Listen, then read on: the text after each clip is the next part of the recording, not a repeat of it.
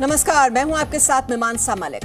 क्या कांग्रेस का हाथ पीएफआई के साथ है? यह सवाल इसलिए उठ रहा है क्योंकि आज राजस्थान के कोटा में पीएफआई ने रैली की और कांग्रेस शासित इस राज्य में इसे इजाजत दी गई।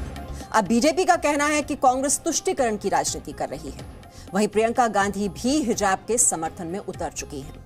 बीजेपी का आरोप है कि पीएफआई कई राज्यों में प्रतिबंधित है, वो कई देश विरोधी गतिविधियों में और कई कट्टरवादी गतिविधियों में शामिल रहा है, लेकिन फिर भी उसे प्रदर्शन करने की इजाजत दे दी गई। आपको बताते हैं कि राजस्थान के कोटा में दरअसल आज हुआ क्या और पीएफआई और कांग्रेस को जोड़कर क्यों देखा जा रहा है। पीएफआई ने कहा कि उसके संगठन के 75 साल पूरे हो गए हैं और इसीलिए वो अलग अलग जगहों पर रैली निकालना चाहते हैं। कोटा में जो ये रैली निकाली गई, जिसको नाम दिया गया यूनिटी मार्च, उसकी इजाजत जिला प्रशासन ने दी। बीजेपी का कहना है कि पीएफआई कई राज्यों में प्रतिबंधित है, उस पर बैन लगा हुआ है, इसलिए पीएफआई को रैली की इजाजत देना तुष्टीकरण नहीं है तो फिर क्या है।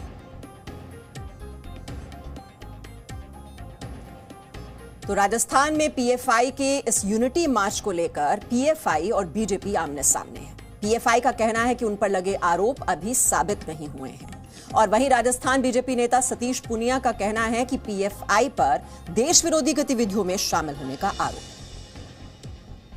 पीएफआई क्योंकि नीतियों के आधार पर, गतिविधियों के आधार पर ब्लैकलिस्टेड सी संस्था है और उस संस्था को ऐसे विवादास्पद मौके पर रैली की इजाजत देना, मैं इसको कतई उचित नहीं मानता हूं। लेकिन कदाचित कांग्रेस को लगता होगा कि उसकी वोट बैंक की राजनीति, उसकी जो तुष्टीकरण की राजनीति है, उस पर कहीं न कहीं इस पर संकट आएगा, इसलिए उसने पीएफआई को ये अनुमति दी है।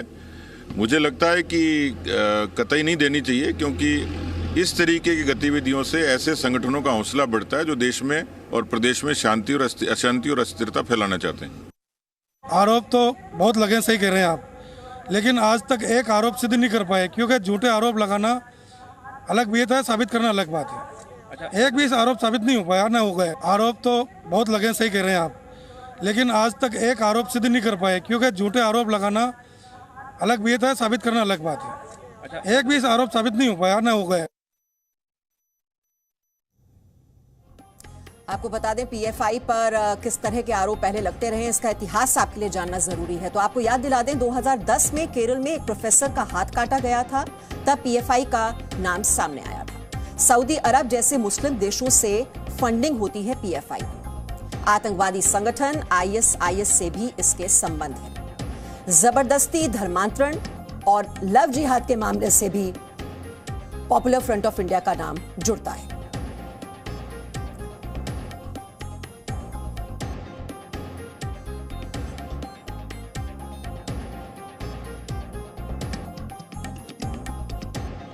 तो PFI, popular front of India, 1993 में आपको याद दिला दें, केरल में नेशनल डेमोक्रेटिक फ्रंट का गठन हुआ और 2006 में एनडीएफ का नाम पॉपुलर फ्रंट ऑफ इंडिया हुआ।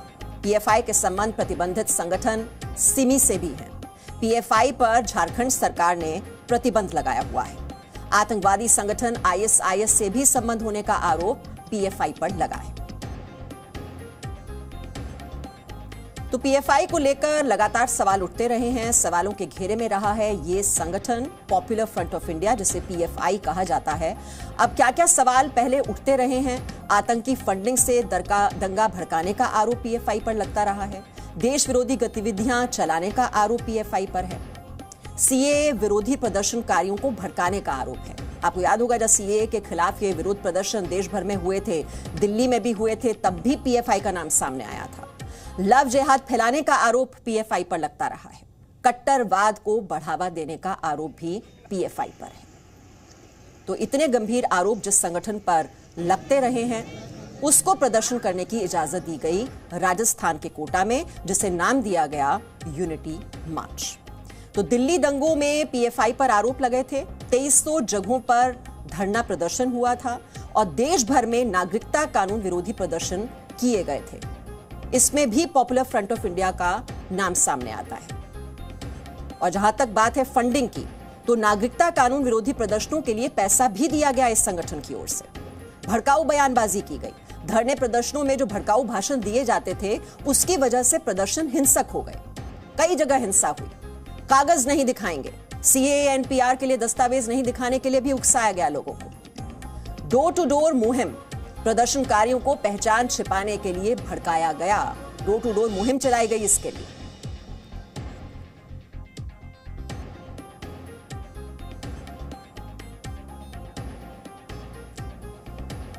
तो इस वक्त ज्यादा जानकारी हम ले लेते हैं, हमारे सहयोगी जितेंद्र इस वक्त हमारे साथ हैं। जितेंद्र, पीएफआई एक ऐसा संगठन जिस पर देश विरोधी गतिविधियों में, कट्टरपंथी गतिविधियों में शामिल होने का आरोप लगता रहा है, और उस संगठन को राजस्थान के कोटा में ये यूनिटी मार्च निकालने के लिए, जिसे नाम दिया गया है यूनिटी मार्च, ऐसी रैली निकालने के लिए इजाजत दी जाती है। गहलोत सरकार, कांग्रेस पार्टी क्या संदेश देना चाहते हैं?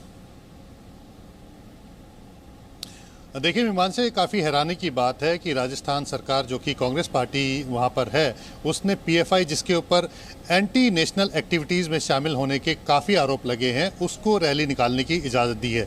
पीएफआई का आज रेजिंग डे है और ये कोई पहली बार नहीं है कि जब कांग्रेस पार्टी पीएफआई के साथ खुल करके सामने आई है। इससे पहले पिछले साल जनवरी में जब पुडुचेरी के जो सीएम है वीएम नारायण स्वामी, उन्होंने भी पीएफआई के जो उनका जो प्रोग्राम था उसमें एज ए चीफ गेस्ट के तौर पर वहाँ पर शिरकत की थी, और जो उन्होंने पीएफआई की जो शान में कसीदे गढ़े थे उनमें उन्होंने यहाँ तक कह दिया था कि पीएफआई ने सुनामी जैसे, जो सुनामी जब आई थी जो कि 2004 में थी, सुनामी में भी जो लोग पीड़ित हुए थे उन तक की मदद की थी, जबकि हकीकत में पीएफआई का उस समय गठन भी नहीं हुआ था, 2006 में पीएफआई बनी थी। तो आप इससे समझ सकते हैं कि कांग्रेस का ये पहला मौका नहीं है कि जब वो पीएफआई को इस तरह से स्टेज दे रही है। पीएफआई की अगर मैं हिस्ट्री की बात करूँ तो पीएफआई के ऊपर काफ़ी ऐसी एक्टिविटीज़ में शामिल होने के आरोप लगे हैं जो कि देश विरोधी है। यूपी सरकार ने 2 पीएफआई के लोगों को गिरफ्तार किया था, जिनके ऊपर आरोप था कि वो यूपी के अंदर जो हिंदू जो धर्म के जो लोग हैं उनकी हत्या करके, हिंदू धर्म के जो नेता हैं उनकी हत्या करके एक तरह से धार्मिक जो मतभेद है वो फैलाने की कोशिश करना चाहते हैं। इसके अलावा ईडी ने भी पीएफआई, एसडीपीआई और कैंपस फ्रंट ऑफ इंडिया, इनके खिलाफ जो है चार्जशीट दाखिल कर रखी है, जिसमें बाकायदा उन्होंने बताया है कि किस तरह से के रऊफ शरीफ है, जो कि कैंपस फ्रंट ऑफ इंडिया का नेशनल जनरल सेक्रेटरी है, वो किस तरह से विदेशों से पैसा लेता है बिजनेस के नाम पर, कि बिजनेस ट्रांजैक्शन हो रहा है लेकिन असल में जो आपराधिक गतिविधियाँ हैं उसके तौर पर पैसा लिया जा रहा था, और किस तरह से हाथरस के जो पीड़ित के नाम के ऊपर यूपी के अंदर एक तरह से कम्युनल वायलेंस करना चाहता था। इसके अलावा जो दिल्ली के अंदर भी जो हुए थे उसमें भी कहीं ना कहीं इन्वॉल्वमेंट रही है। इसके अलावा ईडी ने बाकायदा अपनी चार्जशीट में यह भी बताया है कि पिछले कुछ सालों में 100 करोड़ से ज़्यादा जो पैसा है वो पीएफआई, एसडीपीआई और सीएफआई के जो लोग हैं वो चंदे के तौर पर लेकर के आए हैं। उनमें से काफ़ी ज़्यादा पैसा वो कैश लिया गया है और उसे अलग अलग तरीके से देश विरोधी गतिविधियों के लिए इस्तेमाल किया गया, जिसमें शाहीन बाग के अंदर जो प्रोटेस्ट हो रहा था, एंटी सीए प्रोटेस्ट है, उस तक में शामिल था। तो यानी कि अगर हम बात करें कि जांच एजेंसियां अलग अलग तरीके से पीएफआई, एसडीपीआई और सीएफआई, जिनके लोग गिरफ्तार भी किए गए हैं, उनकी जांच कर रही है। और ये कोई पहली बार नहीं है कि ये हाल ही में पीएफआई का नाम जो है देश विरोधी गतिविधियों में शामिल हुआ है। इससे पहले अगर हम 2013 की बात करें तो केरल के कुन्नूर में भी एनआईए ने मामले की जांच की थी। वहां पर भी ये एक टेरर कैंप चला रहे थे जिसमें पीएफआई और एसडीपीआई के लोग थे, शामिल थे, जिनमें से कईयों को सजा भी हुई है।